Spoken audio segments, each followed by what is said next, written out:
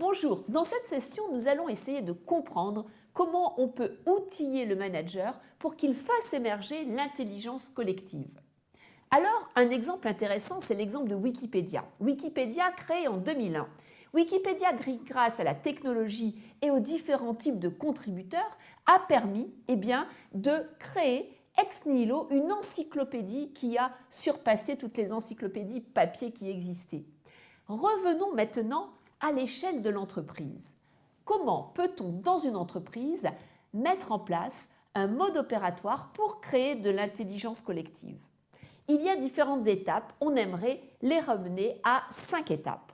Dans un premier temps, l'idée, bien entendu, c'est d'avoir des contributeurs. Ces contributeurs qui peuvent venir donc de l'équipe, mais qui peuvent aussi être des freelances et appartenir à d'autres collectifs.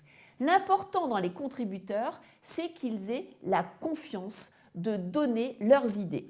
Deuxièmement, il est important d'avoir des méthodes. Alors ces méthodes, bien entendu, elles seront différentes si vous lancez une campagne de marketing.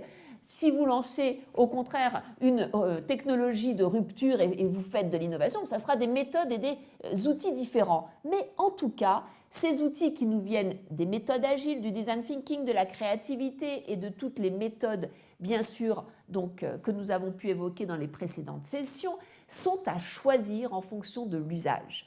Troisièmement, vous allez bien sûr avoir le rôle du manager qui va changer. Ce manager qui avant était dans le mode Control and Command est maintenant dans un mode collaboratif et on a vu que ce mode collaboratif reposait sur les 5 R. Enfin, il va y avoir dans une 4e étape l'idée de pouvoir apprendre, avoir des livrables et faire en sorte que ces livrables soient partagés. Et ces partages ne doivent pas être mis dans des process, dans des silos, ils doivent au contraire susciter l'engagement de tous. La dernière étape sera l'étape, bien sûr, de la diffusion, de la valorisation avec le storytelling. Le storytelling que l'on retrouve grâce aux méthodes de design thinking. Et l'idée, c'est quoi? C'est de faire en sorte que ce livrable qui nous vient de l'intelligence collective soit totalement contributif à l'ensemble de l'entreprise et ramène tout le monde dans une histoire commune. Voici les 5 étapes qui permettent d'avoir un mode opératoire à appliquer en entreprise. Maintenant, nous pouvons avoir un exemple très intéressant de cette intelligence collective qui est un mode de fonctionnement dans l'entreprise Malakoff. Je vous invite à regarder la vidéo qui est présentée par Maya Merz. Maya Merz, directrice du laboratoire d'innovation de Malakoff, nous explique que Malakoff expérimente depuis plusieurs années, bien sûr, l'intelligence collective comme un mode de travail et un mode de diffusion. Ce qui est très intéressant, c'est qu'ils ont un lab où ils vont expérimenter des projets en mode collaboratif. Ensuite, ils vont monter en échelle et proposer à leurs collaborateurs de tester, bien sûr, les premiers livrables dans leurs applications. Et ainsi de suite, le mode collaboratif est une façon d'engager, de reconnaître et de créer la culture de la confiance, de la bienveillance dans cette entreprise qui s'occupe du capital humain. Donc, je vous invite à regarder cette vidéo. Revenons à nos outils. Ce qu'il faut bien comprendre, c'est que les outils d'intelligence collective sont nombreux. Il n'est pas possible de les mettre dans des cases parce qu'en fait, les outils font plusieurs choses à la fois et du partage, de la communication, de la gamification, de la valorisation. Ces outils sont très souvent en test and learn et de nombreuses startups essayent de proposer des outils en intelligence collective et de l'intelligence collective. Nous avons essayé de cartographier en 5 grands domaines ces outils, sachant qu'il n'y a pas de chronologie et qu'ils peuvent être, bien sûr, dans plusieurs cases à la fois. Donc, tout d'abord, nous avons des outils liés à la gamification. Qu'est-ce que ça veut dire? Ça veut dire que le principe numéro 1 pour travailler en intelligence collective, c'est de se faire confiance. Et donc, si on travaille à distance ou avec des gens que l'on ne connaît pas parce qu'ils appartiennent à d'autres collectifs ou à d'autres écosystèmes, il faut avoir confiance en eux. Et la gamification, parce que l'on joue, parce que l'on va vivre ensemble une expérience, est un leurre et donc un gage de confiance. Deuxième type d'outils, ce sont des outils de prototypage. Très intéressant. L'objectif de ces outils, c'est de les utiliser quand on veut vite arriver à un résultat. on verra que le prototypage, c'est à la fois, bien entendu, des résultats rapides, éphémères, et qui peuvent être utilisés en distanciel ou en présentiel.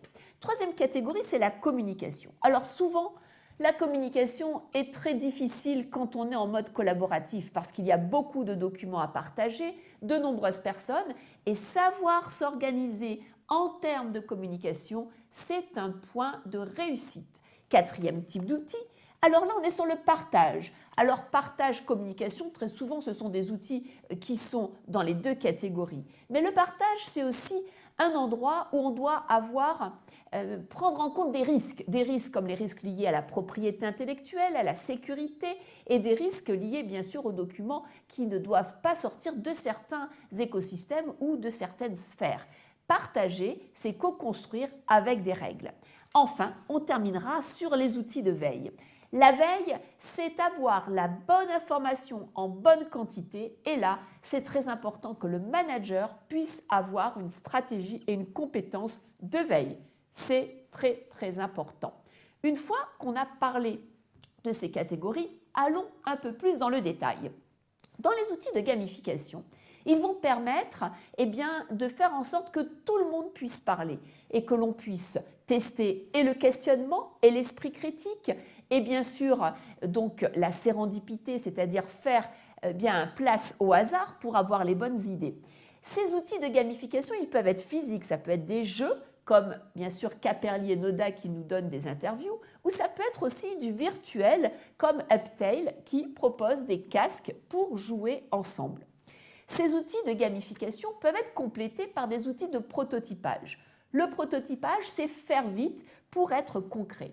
Et donc là, dans les différents types d'outils, on a bien sûr les Lego. Les Lego qui sont donc un grand classique dans le prototypage. Vous aurez une interview ici d'Antoine Tsempe qui vous montre comment utiliser les Lego et avec quels principes. Mais nous aurons aussi l'interview de David Flack qui propose, lui, du prototypage sous toutes les formes avec des ateliers, quelle que soit la problématique. Si l'on veut aller plus loin dans le prototypage, il y a bien entendu tous les Fab Labs qui permettent de construire avec des imprimantes 3D et des ressources bien plus technologiques. Troisième groupe d'outils, ce sont les outils liés à la communication. Alors là, il y a de très très nombreux outils, mais le premier que nous choisissons, c'est un outil qui fait référence à ce que l'on a pu dire sur les neurosciences. Pour pouvoir travailler en mode collaboratif, il faut avoir confiance. Il faut qu'il y ait un niveau de stress minimum et il faut être dans la bienveillance. Et là, vous avez des solutions comme Goalmap qui vous permet de gérer votre niveau de stress à différents niveaux, au niveau de l'alimentation, de la qualité de vie, du sport et bien entendu des émotions.